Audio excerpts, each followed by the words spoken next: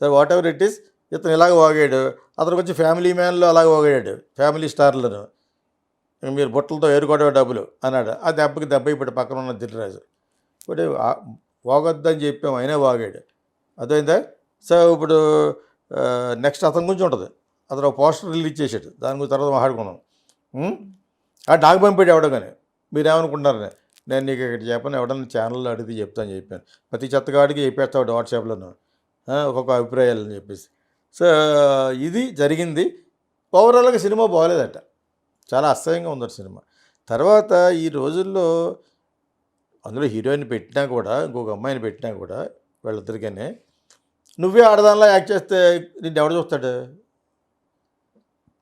ఒక ఇద్దరు అమ్మాయిలు, అందమైన అమ్మాయిలు ఉన్నారు, వాళ్ళిద్దరు నీతో పోటీ పడతారు